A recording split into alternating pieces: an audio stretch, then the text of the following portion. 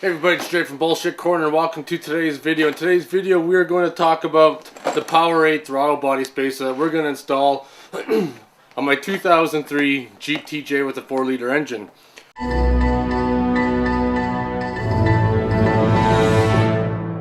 Poweraid claims that this can give you up to 21 foot-pounds of torque and up to 4 miles a gallon. And it says you will notice your throttle response difference and bottom end torque. We're going to put that to the test. My Jeep is not stock anymore. We have added Banks Monster exhaust, Banks torque tube headers, Banks ram air, Banks tuner, and a bored out 63mm throttle body. So we're going to add the throttle body spacer to it and see if it's going to make any difference, because the way the Jeep is set up right now, at about 80-90 kilometers an hour, I have a lag when the automatic transmission shifts into overdrive that it seems to kind of be underpowered. So we're going to see if this throttle body spacer is actually going to make a difference or not. Alright, in the kit you're going to get 2 motherfucking gaskets. There's your throttle body spacer, and the ones that don't know left from right, you're going to use the top. That's going to be on the fucking top, 4.0. And also in the bag, you're going to get some hardware, nuts, bolts, and screws, and I got to take a shit, so I'll be right back. Alright, after dropping the kids off at the pool, the first thing you want to do is on your 63mm throttle body, I'm going to remove the Banks ram air, and then we're going to remove the 4 bolts holding the throttle body spacer on to get access to put the fucking spacer in place. Alright, on the throttle body, here's an upper view showing 3 of the 4 screws. I decided to show this because someone's always going to post, "You didn't fucking show me where the motherfucking screws are," as if you can't figure it out. Alright, you don't need to remove everything to put the throttle body spacer in. Leave your fucking linkage and all that connected, and then separate it, put a gasket down, throttle body spacer, and gasket again. Alright, once you got your throttle body put in place, here's where some of the fucking spacers go for those who aren't mechanically inclined to fucking understand where they go. However, on my setup, I was only able to use 2 out of the 3 spacers because that fucking spot doesn't connect to anything. I don't know what the fuck it's even there for. And then you can see the throttle body spacer put in place right there.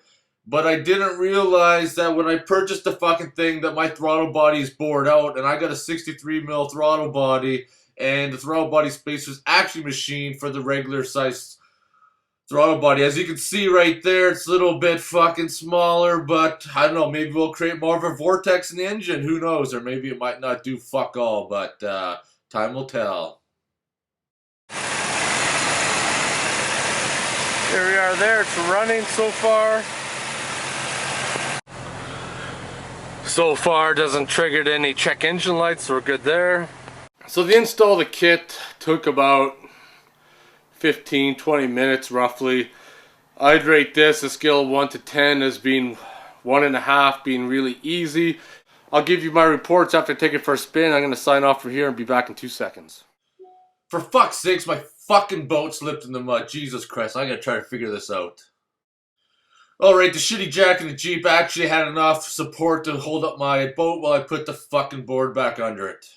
So now you're probably wondering, what the hell does jacking up my boat and putting a block underneath it have to do with the video? Well, after putting in the throttle body spacer, I need to take it out for a good long cruise just to test how well it works. It's about, I'd say, 10-12 miles out to where my boat is stored in the storage yard.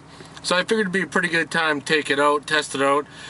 And this is my second throttle body spacer. The first throttle body spacer I put on was on a 2005 Colorado, and the only mods I did to that was a throttle body spacer and a cold air, and I didn't really notice a whole lot of difference in it. Like, the engine was louder, but performance wise I didn't notice any difference at all.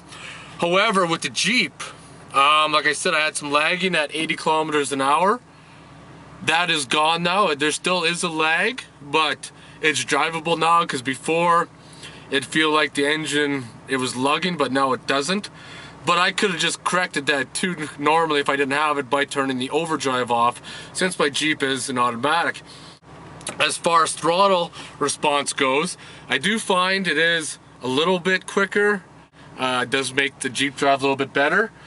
And but if you were to put this throttle body spacer on just a plain Jane Jeep with no mods at all, you might not notice any difference at all. Like I said, what I mentioned earlier in the video, I did lots of modifications to the engine, so my setup is quite a bit different than what yours might be. Yours might be better, yours might not be, but as far as I can tell right now, it seems to run pretty good. So I'm going to leave the video at that. If I have any problems, I'm going to make an update video.